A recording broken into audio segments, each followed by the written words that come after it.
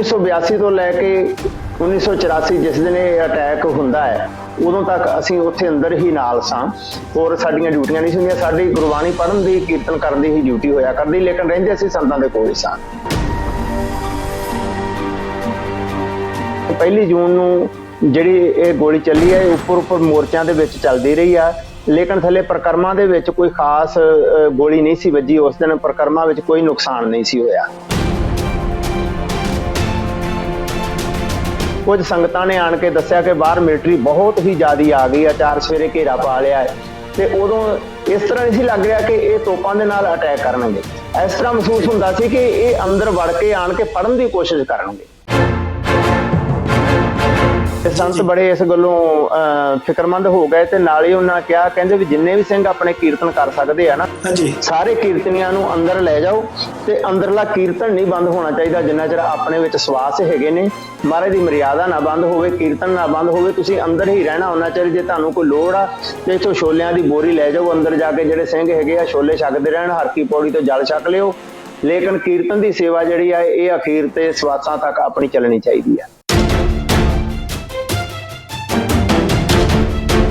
4 ਤਰੀਕ ਨੂੰ ਜਿਸ ਵਕਤ ਇਹ ਤੜਕੇ 4:40 ਦੇ ਅਟੈਕ ਹੁੰਦਾ ਹੈ ਨਾ, ਦਾਸ ਉਸ ਵੇਲੇ ਦਰਬਾਰ ਸਾਹਿਬ ਦੇ ਅੰਦਰ ਹਰਮੰਦਰ ਸਾਹਿਬ ਵਿਖੇ ਸੀ ਤੇ ਅਸੀਂ ਆਸਾ ਦੀ ਵਾਰ ਦੀ ਸਮਾਪਤੀ ਹੋਈ ਆ ਉਦੋਂ ਤੱਕ ਅੰਦਰ ਹੀ ਰਹੇ ਆ ਤੇ ਗੋਲੀਬਾਰੀ ਬਹੁਤ ਜ਼ਿਆਦਾ ਚੱਲ ਰਹੀ ਸੀ ਤੇ ਪਤਾ ਨਹੀਂ ਸੀ ਲੱਗ ਰਿਹਾ ਕਿ ਗੋਲੀ ਕਿੱਧਰੋਂ ਆ ਰਹੀ ਆ, ਕਿਹਨੂੰ ਵੱਜ ਰਹੀ ਆ, ਕੀ ਹਾਲ ਅੰਦਰ, ਇੱਕ ਦੂਜੇ ਤੱਕ ਕੋਈ ਸੰਪਰਕ ਨਹੀਂ ਸੀ ਹੋ ਰਿਹਾ। ਫਿਰ ਇਹ ਵੱਡਾ ਅਟੈਕ ਸ਼ੁਰੂ ਹੋਇਆ 6 ਜੂਨ ਨੂੰ ਤੜਕੇ ਜੀ। ਇਹ ਕੋਈ 5:30-6 ਵਜੇ ਦੇ ਕਰੀਬ ਹੋਣਾ ਹੈ। ਇੱਥੇ ਤੋਂ ਸ਼ੁਰੂ ਹੋਇਆ ਹੈ ਤੇ ਉਹਦੇ ਤੋਂ ਬਾਅਦ ਫਿਰ ਇੰਨੀਆਂ ਜ਼ਬਰਦਸਤ ਆਵਾਜ਼ਾਂ ਆ ਰਹੀਆਂ ਸੀ, ਟੈਂਕਾਂ ਦੀਆਂ, ਗੋਲਿਆਂ ਦੀਆਂ, ਅੱਗੋਂ ਆਵਾਜ਼ਾਂ ਆ ਰਹੀਆਂ ਸੀ। ਉਹ ਜਿਹੜੀਆਂ ਆਵਾਜ਼ਾਂ ਸੀ ਉਸ ਵਕਤ ਇਹਨਾਂ ਨੇ ਵੱਡਾ ਅਟੈਕ ਕੀਤਾ ਤੇ ਸਾਨੂੰ ਕੁਝ ਅੱਗ ਲੱਗੀ ਦਾ ਧੂੰਆਂ ਦਿਸ ਰਿਹਾ ਸੀ ਉੱਧਰੋਂ।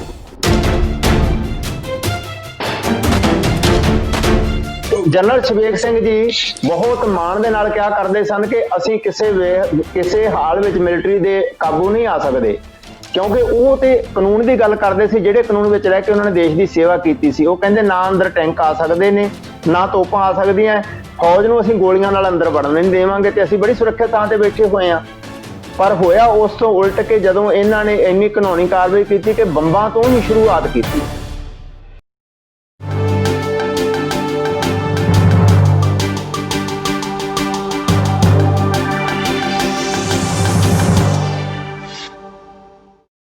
ਪੰਜਾਬੀ ਮੀਡੀਆ USA ਵਿੱਚ ਮੈਂ ਹਰਪਾਲ ਸਿੰਘ ਸੁਨਾਮ ਆਪ ਜੀ ਦਾ ਸਵਾਗਤ ਕਰਦਾ ਹਾਂ।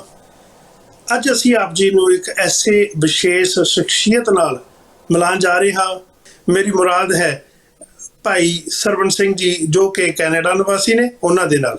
ਹਾਂਜੀ ਭਾਈ ਸਾਹਿਬ ਜੀ, ਪੰਜਾਬੀ ਮੀਡੀਆ USA ਵਿੱਚ ਆਪ ਜੀ ਦਾ ਸਵਾਗਤ ਹੈ। ਵਾਹਿਗੁਰੂ ਜੀ ਕਾ ਖਾਲਸਾ, ਵਾਹਿਗੁਰੂ ਜੀ ਕੀ ਫਤਿਹ ਜੀ। ਭਾਈ ਸਾਹਿਬ ਭਾਈ ਹਰਪਾਲ ਸਿੰਘ ਜੀ, ਆਪ ਜੀ ਦਾ ਬਹੁਤ ਬਹੁਤ ਧੰਨਵਾਦ। ਆਪ ਜੀ ਆਪ ਦੇ ਦਰਸ਼ਕਾਂ ਦਾ, ਸਮੂਹ ਸੰਗਤਾਂ ਦੇ ਦਰਸ਼ਨ ਮੇਲੇ ਕਰਾ ਰਹੇ ਹੋ।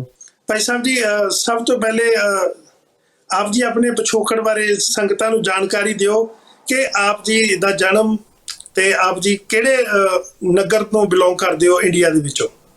ਦਾਸ ਦਾ ਜਨਮ ਭੂਰਾ ਕਰੀਮਪੁਰਾ, ਜਿਸ ਨੂੰ ਨਵੇਂ ਭੂਰੇ ਵੀ ਕਿਹਾ ਜਾਂਦਾ ਹੈ, ਅੰਮ੍ਰਿਤਸਰ ਜ਼ਿਲ੍ਹੇ ਦੇ ਵਿੱਚ ਹੋਇਆ ਜੀ। ਤੇ ਬਚਪਨ ਤੋਂ ਹੀ ਪਰਿਵਾਰ ਵਿੱਚ ਸਤਿਗੁਰੂ ਦੀ ਮਿਹਰ ਸਦਕਾ ਅੰਮ੍ਰਿਤ ਦੀ ਦਾਤ ਅਤੇ ਨਾਮ ਬਾਣੀ ਦਾ ਸਿਮਰਨ ਭਜਨ ਹੈ ਸੀ। ਗੁਰਦੁਆਰਾ ਸਾਹਿਬ ਜਾਣਾ, ਸੇਵਾ ਕਰਨੀ, ਸਕੂਲੀ ਵਿੱਦਿਆ ਬਹੁਤੀ ਨਾ ਲੈ ਸਕਿਆ। ਫਿਰ ਛੇਤੀ ਹੀ ਸੰਤ ਬਾਬਾ ਕਰਤਾਰ ਸਿੰਘ ਜੀ, ਜੋ ਸੰਤ ਜਰਨੈਲ ਸਿੰਘ ਹੁਣਾਂ ਤੋਂ ਪਹਿਲਾਂ ਦਮਦਮੀ ਟਕਸਾਲ ਦੇ ਮੁਖੀ ਹੋਇਆ ਕਰਦੇ ਸਨ, ਉਹਨਾਂ ਦੀ ਸੰਗਤ ਵਿੱਚ ਉਹਨਾਂ ਪਾਸੋਂ ਧਾਰਮਿਕ ਵਿੱਦਿਆ ਗ੍ਰਹਿਣ ਕਰਨ ਵਾਸਤੇ ਦਾਸ ਮਹਿਤਾ ਚੌਂਕ ਵਿਖੇ ਦਮਦਮੀ ਟਕਸਾਲ ਦਾ ਜੋ ਹੈੱਡਕੁਆਟਰ ਸੀ ਉੱਥੇ ਚਲੇ ਗਿਆ ਜੀ। ਉਹਨਾਂ ਪਾਸ ਬਚਪਨ ਵਿੱਚ ਹੀ ਤੇ ਉੱਥੇ ਜਾ ਕੇ ਹੀ ਸਾਰੀ ਜੋ ਗੁਰਬਾਣੀ, ਸੰਥਿਆ, ਕੀਰਤਨ ਦੀ ਦਾਤ ਉੱਥੋਂ ਪ੍ਰਾਪਤ ਕੀਤੀ ਜੀ। ਉਸ ਤੋਂ ਬਾਅਦ ਆਪ ਜੀ ਨੇ ਜਿਹੜੀ ਕੀਰਤਨ ਦੀ ਦਾਤ, ਸੰਗਤਾਂ ਨੂੰ ਪਤਾ ਹੈ ਵੀ ਤੁਸੀਂ ਦਰਬਾਰ ਸਾਹਿਬ ਵਿਖੇ ਵੀ ਕੀਰਤਨ ਕਰਦੇ ਰਹੇ ਹੋ, ਸ਼੍ਰੀ ਹਰਿਮੰਦਰ ਸਾਹਿਬ ਵਿਖੇ। ਹਾਂਜੀ, ਦਾਸ ਨੇ ਤਕਰੀਬਨ 14 ਸਾਲ ਸ੍ਰੀ ਦਰਬਾਰ ਸਾਹਿਬ ਤਰਨਤਾਰਨ ਸਾਹਿਬ ਵਿਖੇ ਅਤੇ ਤਕਰੀਬਨ 3 ਸਾਲ ਸ੍ਰੀ ਦਰਬਾਰ ਸਾਹਿਬ ਅੰਮ੍ਰਿਤਸਰ ਵਿਖੇ ਕੀਰਤਨ ਦੀ ਸੇਵਾ ਕੀਤੀ ਹੈ। ਉਸ ਤੋਂ ਬਾਅਦ ਜਿਹੜਾ ਕੈਨੇਡਾ ਦਾ ਟੂਰ ਜਾਂ ਦੇਸ਼ਾਂ ਵਿਦੇਸ਼ਾਂ ਦਾ ਟੂਰ ਆਪ ਜੀ ਨੇ ਕਦੋਂ ਸਟਾਰਟ ਕਰਦੇ ਹੋ ਜੀ? ਇਹ ਤੇ ਗੁਰੂ ਮਹਾਰਾਜ ਦੀ ਰਹਿਮਤ ਸਦਕਾ ਜੀ ਅਸੀਂ 2000 ਸਨ ਵਿੱਚ, ਵੈਸੇ ਤੇ 97 ਤੋਂ ਆਉਂਦੇ ਸੀ, ਟੂਰ ਲਾ ਕੇ ਚਲੇ ਜਾਂਦੇ ਸੀ, ਤੇ 2000 ਸਨ ਵਿੱਚ ਮੈਂ ਇੱਥੇ ਆਇਆ ਸੀ ਸਰੀ ਵਿਖੇ BC ਵਿੱਚ, ਤੇ ਇੱਥੇ ਗੁਰਦੁਆਰਾ ਦਸ਼ਮੇਸ਼ ਦਰਬਾਰ ਉਦੋਂ ਨਵਾਂ ਖੁੱਲਾ ਸੀ। ਇਹਨਾਂ ਨੇ ਮੈਨੂੰ ਇੱਥੇ ਕੀਰਤਨ ਸਿਖਾਉਣ ਵਾਸਤੇ, ਬੱਚਿਆਂ ਨੂੰ ਗੁਰਬਾਣੀ ਸੰਥਿਆ ਕਰਾਉਣ ਵਾਸਤੇ ਮੈਨੂੰ ਇੱਥੇ ਪੱਕਾ ਰੱਖ ਲਿਆ, ਤੇ ਉਸ ਤੋਂ ਬਾਅਦ ਸਨ 2000 ਤੋਂ ਮੈਂ ਇੱਥੇ ਹੀ ਸਰੀ ਵਿੱਚ ਸੇਵਾ ਕਰ ਰਿਹਾ। 84 ਦੇ ਵਿੱਚ ਆਪ ਜੀ ਕਿੱਥੇ ਹੁੰਦੇ ਸੀਗੇ ਜੀ? ਸਾਡਾ ਜਿਹੜਾ ਬਚਪਨ ਆ ਜਾਂ ਸਾਡੀ ਸ਼ੁਰੂਆਤ ਜਿਹੜੀ ਵਿੱਦਿਆ ਇਹ ਮਹਿਤਾ ਸਾਹਿਬ ਹੋਈ ਆ, ਕਿਉਂਕਿ ਦਮਦਮੀ ਟਕਸਾਲ ਦਾ ਹੈੱਡਕੁਆਟਰ ਸੀ, ਤੇ ਉਹਦੇ ਤੋਂ ਬਾਅਦ ਅਸੀਂ ਪਰਿਵਾਰਕ ਤੌਰ ਤੇ ਵੀ ਤੇ ਆਪਣੇ ਤੌਰ ਤੇ ਵੀ ਵਿੱਦਿਆ ਉੱਥੋਂ ਲੈਣ ਕਰਕੇ ਸੰਤਾਂ ਦੇ ਨਾਲ, ਦਮਦਮੀ ਟਕਸਾਲ ਦੇ ਨਾਲ ਜੁੜੇ ਸੀ।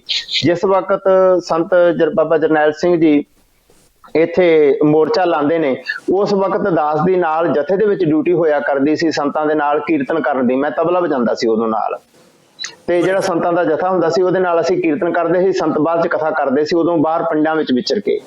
ਲੇਕਿਨ ਪਿੰਡਾਂ ਤੋਂ ਬਾਅਦ ਫਿਰ ਇੱਕਦਮ ਇਹ ਸੰਘਰਸ਼ ਦੇ ਵਿੱਚ ਜ਼ਿਆਦਾ ਤੁਹਾਨੂੰ ਪਤਾ ਬਾਬਾ ਠਾਰਾ ਸਿੰਘ ਜੀ, ਭਾਈ ਅਮਰੀਕ ਸਿੰਘ ਦੀ ਗ੍ਰਿਫਤਾਰੀ ਹੋ ਗਈ, ਤੇ ਸੰਤਾਂ ਨੇ ਇੱਕਦਮ ਕਿਹਾ ਕਿ ਆਪਾਂ ਮੋਰਚਾ ਲਾਉਣਾ। ਫਿਰ ਅੰਮ੍ਰਿਤਸਰ ਆਣ ਕੇ ਗੁਰੂ ਨਾਨਕ ਨਿਵਾਸ ਵਿੱਚ ਰਹਿਣ ਲੱਗ ਪਏ, ਤੇ 19 ਜੁਲਾਈ ਨੂੰ ਇਹ ਮੋਰਚਾ ਜਿਹੜਾ ਸੀ 1982 ਨੂੰ ਆਰੰਭ ਹੋ ਗਿਆ। ਤੇ ਉਹ ਆਰੰਭ ਹੋਣ ਤੇ ਅਸੀਂ ਨਾਲ ਹੀ ਅੰਮ੍ਰਿਤਸਰ ਸਾਹਿਬ ਵਿਖੇ ਆ ਗਏ, ਤੇ 1982 ਤੋਂ ਲੈ ਕੇ 1984 ਜਿਸ ਦਿਨ ਇਹ ਅਟੈਕ ਹੁੰਦਾ ਹੈ ਉਦੋਂ ਤੱਕ ਅਸੀਂ ਉੱਥੇ ਅੰਦਰ ਹੀ ਨਾਲ ਸਾਂ ਸੰਤਾਂ ਦੇ। ਤੇ ਸਾਡੀ ਕੁਝ ਸਿੰਘਾਂ ਦੀ ਡਿਊਟੀ ਹੁੰਦੀ ਸੀ, ਜਿਹੜੇ ਅਸੀਂ ਨਿੱਜੀ ਸਿੰਘ ਸਾਂ, ਜਿਹੜੇ ਕੀਰਤਨੀਏ ਸੀ ਜਾਂ ਗੁਰਬਾਣੀ ਪੜ੍ਹਨ ਸੁਣਨ ਵਾਲੇ, ਸੰਥਿਆ ਕਰਾਉਣ ਵਾਲੇ, ਉਹਨਾਂ ਨੂੰ ਹਥਿਆਰਾਂ ਦਾ ਬਹੁਤਾ ਨਹੀਂ ਸੀ ਹੁੰਦਾ ਵੀ ਹਥਿਆਰਾਂ ਵਿੱਚ ਤੁਸੀਂ ਲੜਨਾ ਜਾਂ ਕੋਈ ਪਹਿਰੇ ਦੀ ਡਿਊਟੀ ਦੇਣੀ ਜਾਂ ਸੰਤਾਂ ਦੇ ਕਲੋਜ਼ ਲਈ ਕੋਈ ਇਹੋ ਜਿਹੇ ਹੋਰ ਸਾਡੀਆਂ ਡਿਊਟੀਆਂ ਨਹੀਂ ਸੀ ਹੁੰਦੀਆਂ। ਸਾਡੀ ਗੁਰਬਾਣੀ ਪੜ੍ਹਨ ਦੀ, ਕੀਰਤਨ ਕਰਨ ਦੀ ਹੀ ਡਿਊਟੀ ਹੋਇਆ ਕਰਦੀ, ਲੇਕਿਨ ਰਹਿੰਦੇ ਅਸੀਂ ਸੰਤਾਂ ਦੇ ਕੋਲ ਹੀ ਸਾਂ। ਮੈਂ ਇੱਕ ਵਾਰੀ ਕਿਸੇ ਸਿੰਘ ਕੋਲੋਂ ਸਰਵਣ ਕੀਤਾ ਕਿ ਸੰਤ ਜੀ, ਸੰਤ ਜਰਨੈਲ ਸਿੰਘ ਜੀ ਭਿੰਡਰਾਂਵਾਲੇ, ਉਹ ਇਸ ਗੱਲ ਦਾ ਬੜਾ ਵਿਸ਼ੇਸ਼ ਖਿਆਲ ਰੱਖਦੇ ਸੀ ਵੀ ਜਿਹੜੇ ਪ੍ਰੋਫੈਸ਼ਨਲ ਦੇ ਹੈਗੇ ਆ ਉਹਨਾਂ ਨੂੰ ਉਸ ਪਾਸੇ ਵੱਲ ਵਿਸ਼ੇਸ਼ ਧਿਆਨ, ਜਿਵੇਂ ਕੀਰਤਨੀ ਹੈ ਉਹਨਾਂ ਦੀ ਇਹ ਸੋਚ ਹੁੰਦੀ ਸੀ ਵੀ ਇਹ ਕੀਰਤਨ ਵਾਲੇ ਪਾਸੇ ਹੀ ਸੇਵਾ ਨਿਭਾਉਣ, ਤੇ ਜਿਹੜੇ ਫੌਜੀ ਸਿੰਘ ਹੈਗੇ ਆ ਜਾਂ ਸੰਘਰਸ਼ ਵਾਲੇ ਪਾਸੇ, ਉਹ ਹਥਿਆਰਬੰਦ, ਉਹਨਾਂ ਨੂੰ ਇਸ ਪਾਸੇ ਵੱਲ ਰੱਖਦੇ ਸੀ। ਇਹ ਠੀਕ ਹੈ ਜੀ? ਹਾਂਜੀ, ਇਹ ਸੱਚ ਹੈ ਜੀ, 100%। ਸਾਨੂੰ ਕਦੀ ਵੀ ਉਹਨਾਂ ਨੇ ਜੇ ਅਸੀਂ ਕਿਸੇ ਵੇਲੇ ਲੋੜ ਪੈਣੀ ਕਿਤੇ ਸਾਨੂੰ ਪਹਿਰੇ ਤੇ ਖੜਨਾ ਪੈ ਜਾਂਦਾ ਸੀ, ਬੰਦੂਕ ਫੜਨੀ ਪੈ ਜਾਂਦੀ ਸੀ, ਲੇਕਿਨ ਸਾਨੂੰ ਕਦੀ ਕੰਪੈਲ ਨਹੀਂ ਕੀਤਾ ਗਿਆ ਕਿ ਤੁਸੀਂ ਜ਼ਰੂਰ ਇਹਨੂੰ ਗਨ ਨੂੰ ਫੜੋ ਜਾਂ ਕਿਸੇ ਵੇਲੇ ਤੁਹਾਡੀ ਕੋਈ ਡਿਊਟੀ ਉਚੇਚੀ ਲੱਗਣੀ ਹੈ। ਸਾਨੂੰ ਇੱਕੋ ਹੀ ਕਿਹਾ ਜਾਂਦਾ ਸੀ, ਸਾਨੂੰ ਉਚੇਚੀ ਵੱਖਰੀ ਸਾਡੀ ਟ੍ਰੀਟਮੈਂਟ ਹੁੰਦੀ ਸੀ, ਸਾਨੂੰ ਰਹਿਣ ਸਹਿਣ ਨੂੰ ਸਾਨੂੰ ਵਧੀਆ ਦਿੱਤਾ ਜਾਂਦਾ ਸੀ, ਤੇ ਇਹ ਕਿਹਾ ਜਾਂਦਾ ਸੀ ਕਿ ਤੁਸੀਂ ਜਪਜੀ ਸਾਹਿਬ ਦੇ ਪਾਠ ਵੱਧ ਤੋਂ ਵੱਧ ਕਰੋ, ਗੁਰਬਾਣੀ ਪੜੋ, ਆਪਣਾ ਅਭਿਆਸ ਕਰੋ ਜਿੰਨਾ ਵੱਧ ਤੋਂ ਵੱਧ ਹੋ ਸਕਦਾ ਹੈ, ਨਾਮ ਸਿਮਰਨ ਦੇ ਵਿੱਚ, ਭਜਨ ਬੰਦਗੀ ਦੇ ਵਿੱਚ ਜ਼ਿਆਦਾ ਸਾਨੂੰ ਰੱਖਦੇ ਸੀ। ਸਾਨੂੰ ਉਸ ਪਾਸੇ ਨਹੀਂ ਸੀ ਜਾਂ ਤਾਂ ਕੀਰਤਨ ਦੀ ਡਿਊਟੀ ਦੇਣੀ, ਜੇ ਬਾਹਰ ਕਿਤੇ ਅੰਮ੍ਰਿਤ ਸੰਚਾਰ ਹੋਣਾ ਤੇ ਪੰਜਾਂ ਪਿਆਰਿਆਂ ਵਿੱਚ ਵੀ ਸਿੰਘ ਭੇਜਦੇ ਸੀ ਇੱਥੋਂ ਹੀ ਸੰਤਾਂ ਕੋਲ। ਜੀ ਹਾਂਜੀ, ਜਿਹੜੇ ਜੂਨ 84 ਦਾ ਐਡਾ ਵੱਡਾ ਸਾਡੇ ਤੇ ਖੂਨੀ ਧੱਬਾ ਲਾਇਆ ਗਿਆ, ਸਾਡੇ ਸ਼੍ਰੀ ਅਕਾਲ ਤਖਤ ਸਾਹਿਬ ਨੂੰ ਢਾਇਆ ਗਿਆ, ਸਾਡੇ ਦਰਬਾਰ ਸਾਹਿਬ ਹਰਿਮੰਦਰ ਸਾਹਿਬ ਦੀ ਸਰੋਵਰ ਦੀ ਬੇਅਦਬੀ ਕੀਤੀ ਗਈ, ਈਵਨ ਕਿ ਦਿਨ ਵੀ ਉਸ ਵੇਲੇ ਦੀ ਜਿਹੜੀ ਹਾਕਮ ਸਰਕਾਰ ਸੀ, ਸ਼੍ਰੀ ਗੁਰੂ ਅਰਜਨ ਸਾਹਿਬ ਮਹਾਰਾਜ ਜੀ ਦਾ ਸ਼ਹੀਦੀ ਪੁਰਬ ਮਨਾ ਰਹੀਆਂ ਸੰਗਤਾਂ ਸੀ, ਉਸ ਵੇਲੇ ਨਾਲ ਕੋਈ ਸੰਬੰਧਿਤ ਆਪ ਜੀ ਕੋਈ ਵਾਰਤਾ ਸਾਡੇ ਦਰਸ਼ਕਾਂ ਨਾਲ ਸਾਂਝੀ ਕਰਨੀ ਚਾਹੁੰਦੇ ਹੋਵੋ? ਭਾਈ ਸਾਹਿਬ ਜੀ, ਉਹ ਇਸ ਤਰ੍ਹਾਂ ਹੈ ਵੀ ਜਿਸ ਦਿਨ ਇਹ ਅਟੈਕ ਹੁੰਦਾ ਹੈ ਅਸਲ 'ਚ 1 ਜੂਨ ਤੋਂ ਸ਼ੁਰੂ ਹੋ ਜਾਂਦਾ ਹੈ। ਤੇ ਮੈਂ ਤੁਹਾਨੂੰ ਪਹਿਲਾਂ ਕਿਹਾ ਵੀ ਮੈਨੂੰ ਸੰਤਾਂ ਨੇ ਕੀਰਤਨ ਦੀ ਦਾਤ ਤੇ ਪਹਿਲਾਂ ਤੋਂ ਮਿਲੀ ਸੀ, ਅਸੀਂ ਸੰਤਾਂ ਦੇ ਜਥੇ ਵਿੱਚ ਕਰਦੇ ਸੀ, ਪਰ ਸਾਨੂੰ ਕੁਝ ਸਿੰਘਾਂ ਨੂੰ ਸੰਤਾਂ ਨੇ ਨਾ ਸ਼੍ਰੋਮਣੀ ਕਮੇਟੀ ਦੇ ਵਿੱਚ ਭਰਤੀ ਵੀ ਕਰਾਤਾ ਸੀ, ਕਿਉਂਕਿ ਸਾਡੀਆਂ ਕੋਈ ਪਰਿਵਾਰਕ ਲੋੜਾਂ, ਜ਼ਿੰਮੇਵਾਰੀਆਂ ਵੀ ਸਨ। ਤੇ ਅਸੀਂ ਸੰਤਾਂ ਮਹਾਂਪੁਰਸ਼ਾਂ ਨੂੰ ਬੇਨਤੀ ਕੀਤੀ, ਉਹਨਾਂ ਨੇ ਸਾਨੂੰ ਦਰਬਾਰ ਸਾਹਿਬ ਕੀਰਤਨ ਕਰਨ ਵਾਸਤੇ ਪੱਕੀ ਡਿਊਟੀ ਤੇ ਲਵਾਤਾ ਹੋਇਆ ਸੀ। ਇਹ 1984 ਅਟੈਕ ਹੋਣ ਤੋਂ ਪਹਿਲਾਂ ਕੁਝ ਮਹੀਨੇ ਜੀ। ਤੇ ਜਿਸ ਦਿਨ ਇਹ ਅਟੈਕ ਹੁੰਦਾ ਹੈ 1 ਜੂਨ ਨੂੰ, ਉਸ ਦਿਨ ਦਾਸ ਦਰਬਾਰ ਸਾਹਿਬ ਕੀਰਤਨ ਕਰਦਾ ਸੀ, ਤੇ ਉੱਥੇ ਹੀ ਰਹਿੰਦਾ ਹੁੰਦਾ ਸੀ, ਪ੍ਰਕਰਮਾਂ ਦੇ ਵਿੱਚ ਹੀ, ਅਕਾਲ ਤਖਤ ਦੇ ਨਾਲ ਹੀ ਸਾਡਾ ਕਮਰਾ ਹੁੰਦਾ ਸੀ। ਤੇ ਜਿਸ ਦਿਨ ਇਹ 1 ਤਰੀਕ ਨੂੰ ਇਹ ਗੋਲੀ ਚੱਲੀ ਆ, ਉਸ ਦਿਨ ਵੀ ਮੈਂ ਦਰਬਾਰ ਸਾਹਿਬ ਸੀ, ਤੇ ਉਦੋਂ ਬਾਅਦ ਪ੍ਰਕਰਮਾਂ ਵਿੱਚ ਰਿਹਾ ਹੈ। 1 ਜੂਨ ਨੂੰ ਜਿਹੜੀ ਇਹ ਗੋਲੀ ਚੱਲੀ ਆ, ਇਹ ਉੱਪਰ ਮੋਰਚਿਆਂ ਦੇ ਵਿੱਚ ਚੱਲਦੀ ਰਹੀ ਆ, ਲੇਕਿਨ ਥੱਲੇ ਪ੍ਰਕਰਮਾਂ ਦੇ ਵਿੱਚ ਕੋਈ ਖਾਸ ਗੋਲੀ ਨਹੀਂ ਸੀ ਵੱਜੀ। ਉਸ ਦਿਨ ਪ੍ਰਕਰਮਾਂ ਵਿੱਚ ਕੋਈ ਨੁਕਸਾਨ ਨਹੀਂ ਸੀ ਹੋਇਆ ਜੀ। ਫਿਰ 2 ਤਰੀਕ ਨੂੰ ਇਹਨਾਂ ਨੇ ਕੁਝ ਚਿਰ ਕਰਫਿਊ ਖੋਲਿਆ। 3 ਤਰੀਕ ਦਾ ਗੁਰਪੁਰਬ ਸੀ, ਗੁਰੂ ਅਰਜਨ ਦੇਵ ਪਾਤਸ਼ਾਹ ਜੀ ਦਾ ਸ਼ਹੀਦੀ ਪੁਰਬ ਸੀ, ਤੇ ਉਸ ਤੇ ਸਾਰਾ ਦਿਨ ਸੰਗਤਾਂ ਆਈਆਂ ਨੇ, ਛਬੀਲਾਂ ਲੱਗੀਆਂ ਨੇ, ਸਾਰਾ ਕੁਝ ਨਾਰਮਲ ਚੱਲਿਆ। ਵੇ ਫਿਰ ਸ਼ਾਮ ਵੇਲੇ ਹਾਂਜੀ ਸੌਰੀ, ਅੱਛਾ 1-2 ਨੂੰ ਅਟੈਕ ਹੋਣ ਤੋਂ ਬਾਵਜੂਦ ਵੀ ਸੰਗਤ 3 ਜੂਨ ਤੱਕ ਆਂਦੀ ਰਹੀ ਸੀ ਕਿ ਜੀ? ਜਦ ਕਿ ਐਡਾ ਵੱਡਾ ਹਾਂਜੀ ਖੌਫ ਸੀਗਾ ਪਹਿਲੀ ਜੂਨ ਨੂੰ ਜਦੋਂ ਗੋਲੀ ਚੱਲੀ ਆ, ਕਰਫਿਊ ਲੱਗ ਗਿਆ, 1 ਜੂਨ ਨੂੰ ਕੋਈ ਨਹੀਂ ਆਇਆ। 1 ਤਰੀਕ ਨੂੰ ਫਿਰ ਕਰਫਿਊ ਖੁੱਲਾ ਹੈ, 2 ਤਰੀਕ ਨੂੰ ਸ਼ਾਮ ਨੂੰ ਕੁਝ ਸੰਗਤਾਂ ਆਈਆਂ ਨੇ ਸਮਾਪਤੀ ਵੇਲੇ, ਤੇ ਫਿਰ 3 ਤਰੀਕ ਨੂੰ ਇਹਨਾਂ ਨੇ ਅਨਾਉਂਸ ਕਰਤਾ ਸੀ ਕਿ ਗੁਰਪੁਰਬ ਕਰਕੇ ਸਾਰਾ ਕਰਫਿਊ। 3 ਤਰੀਕ ਨੂੰ ਗੁਰਪੁਰਬ ਮਨਾਇਆ ਗਿਆ ਹੈ, ਸਾਰੇ ਤਰ੍ਹਾਂ ਦੀਵਾਨ ਸਜੇ ਨੇ, ਦਰਬਾਰ ਸਾਹਿਬ ਬੜੀ ਰੌਣਕ ਸੀ, ਤੇ ਸ਼ਾਮ ਨੂੰ ਕਰਫਿਊ ਦੇ ਅਨਾਉਂਸ ਕਰਤਾ ਕਿ ਸ਼ਾਮ ਨੂੰ ਕਰਫਿਊ ਲੱਗ ਜਾਣਾ ਹੈ। ਫਿਰ ਕੁਝ ਸੰਗਤਾਂ ਜਿਹੜੀਆਂ ਹੈਗੀਆਂ ਸੀ ਉਹ ਚਲੇ ਗਈਆਂ ਛੇਤੀ, ਬਹੁਤੀਆਂ ਸੰਗਤਾਂ ਜਿਹੜੀਆਂ ਅੰਦਰ ਹੀ ਉਸ ਵੇਲੇ ਰਹਿ ਗਈਆਂ ਕਿ ਕੋਈ ਨਹੀਂ, ਕੱਲ ਨੂੰ ਕਰਫਿਊ ਖੁੱਲੇਗਾ ਫਿਰ ਚਲੇ ਜਾਣਾ। ਮੈਨੂੰ ਪਤਾ ਵੀ ਤੁਸੀਂ ਉਸ ਵੇਲੇ ਦੇ ਜਦੋਂ ਮਾਹੌਲ ਦੇ ਵਿੱਚ ਸਿੰਘ ਚੱਲ ਜਾਂਦੇ ਆ, ਤੁਸੀਂ ਉਹ ਮੰਜ਼ਰ ਸਾਰਾ ਉਸ ਵੇਲੇ ਦਾ ਦੇਖਿਆ, ਨੈਚੁਰਲੀ ਬੈਰਾਗ ਆਣਾ ਜਾਂ ਮਨ ਦੇ ਅੰਦਰ ਐਸਾ ਭਾਵਨਾ ਬਣ ਜਾਣੀ ਵੀ ਉਹ ਦੁਖਾਂਤ ਤੁਸੀਂ ਆਪਣੇ ਅੱਖੀ ਵੇਖਿਆ। ਸਾਨੂੰ ਥੋੜਾ ਹੋਰ ਵਿਸਥਾਰ ਨਾਲ ਦੱਸੋ ਕਿ ਵੀ 4 ਜੂਨ ਨੂੰ ਜਦੋਂ 3 ਜੂਨ ਨੂੰ ਗੁਰਪੁਰਬ ਮਨਾਇਆ ਜਾਂਦਾ ਹੈ, ਗੁਰਪੁਰਬ ਦੇ ਦੌਰਾਨ ਸ਼ਾਮ ਨੂੰ ਫਿਰ ਅਟੈਕ ਕੀਤਾ ਜਾਂਦਾ ਗੋਲੀਆਂ ਦੇ ਨਾਲ? ਨਹੀਂ ਵੀਰ ਹਰਪਾਲ ਸਿੰਘ ਜੀ, 3 ਤਰੀਕ ਨੂੰ ਗੁਰਪੁਰਬ ਵਾਲੇ ਦਿਨ ਕੋਈ ਗੋਲੀ ਨਹੀਂ ਚੱਲੀ ਜੀ। ਉਸ ਦਿਨ ਕਰਫਿਊ ਵਿੱਚ ਇਹਨਾਂ ਢਿੱਲ ਦਿੱਤੀ ਆ। ਸੰਗਤਾਂ ਬਾਹਰੋਂ ਸ਼ਹਿਰ ਚੋਂ ਵੀ ਆਈਆਂ ਨੇ, ਕੁਝ ਪਿੰਡਾਂ ਤੋਂ ਵੀ ਆਈਆਂ ਸੰਗਤਾਂ, ਛਬੀਲਾਂ ਲੱਗੀਆਂ ਨੇ ਬਕਾਇਦਾ, ਜਿਵੇਂ ਆਮ ਦਿਨਾਂ ਵਾਂਗ ਉਹ ਸੰਗਤ ਦਾ ਉਹ ਦਿਨ ਆਉਣਾ ਜਾਣਾ ਸੀ। ਸ਼ਾਮ ਵੇਲੇ ਇਹਨਾਂ ਨੇ ਅਨਾਉਂਸ ਕਰ ਦਿੱਤਾ ਗਿਆ ਕਿ 1 ਘੰਟੇ ਦੇ ਵਿੱਚ ਕਰਫਿਊ ਲੱਗ ਜਾਣਾ, ਜਿੰਨੇ ਜਾਣਾ ਚਲੇ ਜਾਓ। ਉਦੋਂ ਫਿਰ ਸੰਗਤਾਂ ਕਾਲੀ ਵਿੱਚ, ਕੁਝ ਸੰਗਤਾਂ ਜਿਹੜੀਆਂ ਜਾ ਸਕੀਆਂ ਚਲੇ ਗਈਆਂ, ਕੁਝ ਸੰਗਤਾਂ ਜਿਹੜੀਆਂ ਨਹੀਂ ਅੰਦਰ ਹੀ ਦਰਬਾਰ ਸਾਹਿਬ ਰਹਿ ਗਈਆਂ।